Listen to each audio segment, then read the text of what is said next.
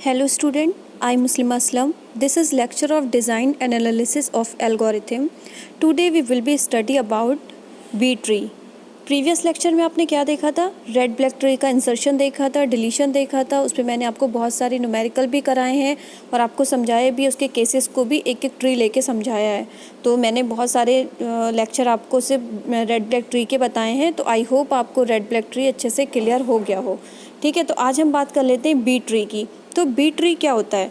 ठीक है, B tree जो होता है वो B tree is a special case होता है ऑफ एम्बे सर्च ट्री का। एम्बे सर्च ट्री आपने बाइनरी सर्च ट्री में पढ़ी होगी, एम्बे सर्च ट्री आपने पहले भी पढ़ चुके होगे डेटा स्ट्रक्चर में।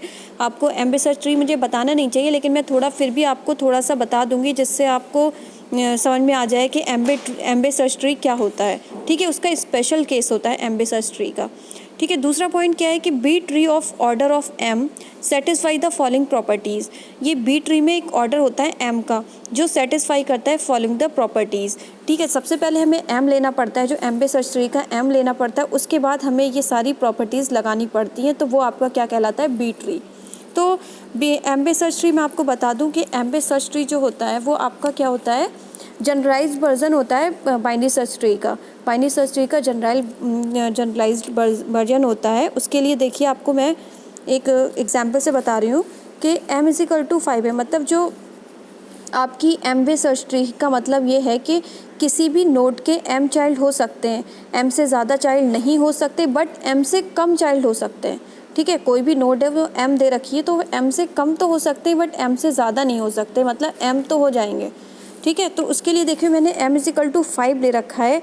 तो जो आपकी रूट नोड है उसके देखिए मैंने 5 नोड निकाली हैं, तो उससे वो 5 चाइल्ड बन सकते हैं। 5 से कम भी बन सकते हैं, लेकिन 5 से ज़्यादा नहीं बन सकते। तो हमने जो 5 से दो रूट नोड निकल के गई हैं आपकी, वो है इंटरनल नोड। ठीक है, इंटरनल नोड के आपकी क्या है? Leaf child. तो ये इसके अंदर बोल रहा है एम आपके, ये इसके अंदर बोला है कि जो B tree of order of M satisfy the following properties. कौन सी प्रॉपर्टी को सेटिस्फाई कर रहा है? पहली प्रॉपर्टीज़ देखिए इसकी, पहला point, each node has at most M child. ये बोल रहा है कि जो नोड्स होना चाहिए उनके एट मोस्ट एम चाइल्ड होना चाहिए। यही की बात बोल रहा है कि जो किसी भी नोड के एम चाइल्ड हो सकते हैं, बट एम से ज़्यादा नहीं हो सकते और ना एम से कम हो सकते हैं। ठीक है, तो अब दूसरा पॉइंट क्या बोल रहा है? Each internal node has at least ceiling of m/2 children. ये बोल रहा है कि जो ईच इंटरनल नोड है, इंटरनल नोड जो बीच वाली रूट नोड के बाद जो नोड होती हैं, has at least ceiling of m/2 children. वो बोल रहा है इंटरनल नोड के कम से कम 2 चिल्ड्रन तो होने चाहिए। तो उसके लिए देखिए इसने क्या कर रखा है, m/2, यानी कि दूसरा मैंने पॉइंट लिख रखा है m/2, देख रहे हैं आप। तो my इंटरनल नोड के हमने कर रखे हैं। तो m/2 = m की वैल्यू क्या थी? 5/2 2.5 मिली। तो 2.5 में हम क्या कहते हैं? सीलिंग वैल्यू किसके लिए लेते हैं? सीलिंग वैल्यू जो होती है, मतलब 2.5 अगर पॉइंट में वैल्यू आ रही है, तो अगर 3 ले रहे हैं, एग्जैक्ट वैल्यू नहीं ले रहे हैं, अगर 3 ले रहे हैं तो आपकी वो सीलिंग वैल्यू होगी, और 2 अगर लेते हैं खाली, वो आपकी फ्लोर वैल्यू होगी। सीलिंग तो आप समझते हो, ऊपर जो छत होती है वो सीलिंग होती है, फ्लोर जो नीचे। ठीक है, तो सीलिंग वैल्यू आपकी 3 होगी और जो फ्लोर वैल्यू है वो आपकी 2 होगी। अगर तो ये आपको लेना पड़ता है, अगर पॉइंट पे वैल्यू आती है तो आपको सीलिंग वैल्यू लेनी होगी। सीलिंग मतलब ज़्यादा वैल्यू लेनी होगी। 2.5 आया, 2.6 आया, तो हम एग्जैक्ट 3 वैल्यू मान लेते हैं। ठीक है, तो हमें सीलिंग वैल्यू लेनी है।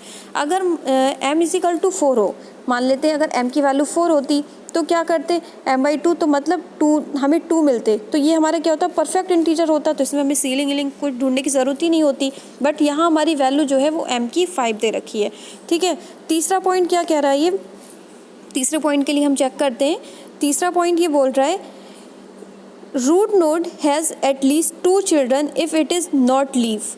ठीक है, लीफ को नहीं ऐड करना है, मतलब जो रूट नोड है उसके एटलीस्ट 2 चिल्ड्रन हो चाहिए। तो लीफ नोड है, लीफ नोड के तो चिल्ड्रन होते ही नहीं है। ठीक है, तभी तो वो लीफ नोड है। तो जो रूट नोड है हैज़ एटलीस्ट 2 चिल्ड्रन। तो रूट नोड के देखिए तीसरा वाला पॉइंट, ये रूट नोड है, वो बोल रहा है रूट नोड के एटलीस्ट 2 चिल्ड्रन हो चाहिए, रूट नोड के कम से कम 2 चिल्ड्रन होंगे।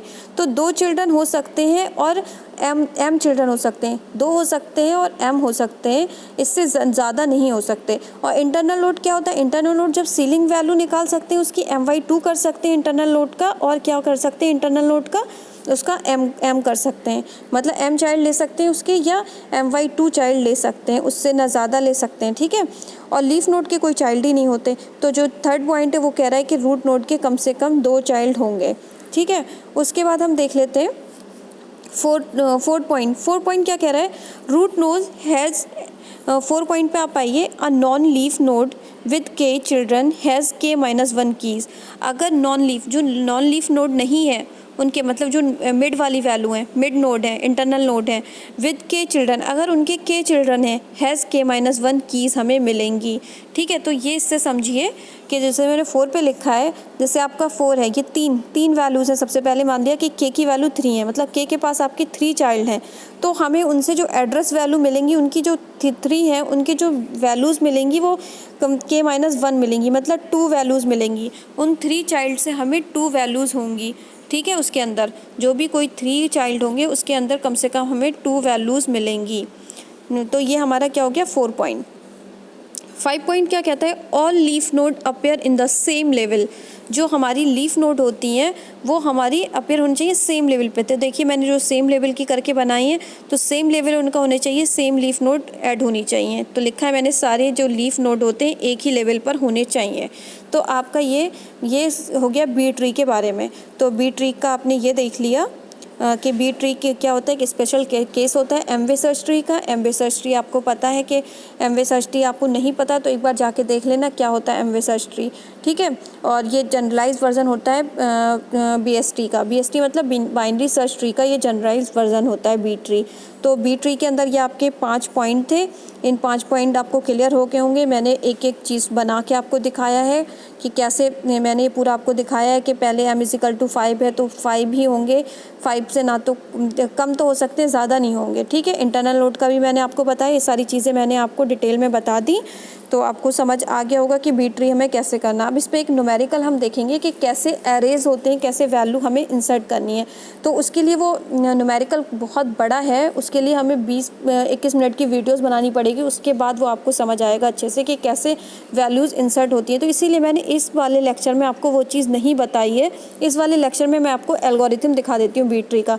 वैसे तो मैं आपको उसके बाद बताती, पूरा जो एक न्यूमेरिकल करा देती, एक आपको एरे लेके आपको पूरा एग्जाम्पल बता देती, उसके बाद मैं आपको एल्गोरिथम दिखाती। बट अब हमारे पास टाइम नहीं है, हम इसी लेक्चर में इतनी सारी चीज़ें नहीं कर सकते, तो इसलिए हम देख लेते हैं एल्गोरिथम इसकी जो बी ट्री है उसका फंक्शन बी ट्री सर्च करेंगे। ये फंक्शन हमने ले रखा है बी ट्री सर्च। उसके लिए x और k चिल्ड्रन हो सकते हैं, x आपकी जो रूट नोड हो सकती हैं, ठीक है, जो m हो सकती है आपकी। दूसरा क्या है, the above function search the key from the given B tree. हमें जो फंक्शन के थ्रू हमें जो सर्च करना है, की सर्च करनी है, ठीक है, बी ट्री के अंदर कितनी है। This function make a call to disk read operation, ठीक है। स्टेप 1 इसमें सबसे पहले क्या कर रहा है, इनिशलाइज कर रहा है स्टेप। सबसे पहले जो एरे दे रखा होगा उसमें चेक करेगा i=1 से, फिर लूप चेक करेगा फॉर द डिज़ायर्ड की, जो की मिल रही है उसके हिसाब से ये लूप चेक करेगा, वाइल लूप लगाएगा। उसके बाद आपका i में इंक्रीमेंट होगा, मतलब एक एरे उसने पढ़ लिया फिर वो आगे बढ़ेगा, यानी कि i+1। आपके कोई भी एरे हुआ 30, 40, 50, तो वो 30 उसने पहले रीड किया, जब वो रीड हो गया तो मतलब i उसने रीड कर लिया, फिर वो i+1 मतलब एक और बढ़ा, मतलब 40 पे आया। तो ऐसे वैल्यूज़ आपकी ये स्टेप बाय स्टेप बढ़ रहा है। स्टेप 3 में क्या हो रहा है, की is found at it location. वो की हमें फाउंड होगी, उसकी क्या लोकेशन है वो हम उस पर रख देंगे, ठीक है। उसके लिए ये कंडीशन लगा रहा है कि ये की बड़ी है या छोटी है, फिर वो रिटर्न कर रहा है। तो इस टाइप से ये स्टेप 4 में आपका रीड नेक्स्ट चाइल्ड पॉइंटर कर लेगा और फिर आपका ये लास्ट में बी सर्च ट्री, आपका बाइनरी सर्च ट्री का इंसर्शन हो जाएगा आपका। तो मैं ये आपको नेक्स्ट लेक्चर में दिखाऊंगी कि कैसे हम वैल्यूज़ को इंसर्ट करते हैं और अच्छे से एक एक पॉइंट से बताऊंगी आपको, ठीक है। तो आज के लिए इतना ही। आपका ये बाइनरी सर्च ट्री का थोड़ा सा उसकी थ्योरी मैंने आज बताई है और उसका मैंने आपको एल्गोरिथम समझाया है। तो आज के लिए इतना ही। Thank you student.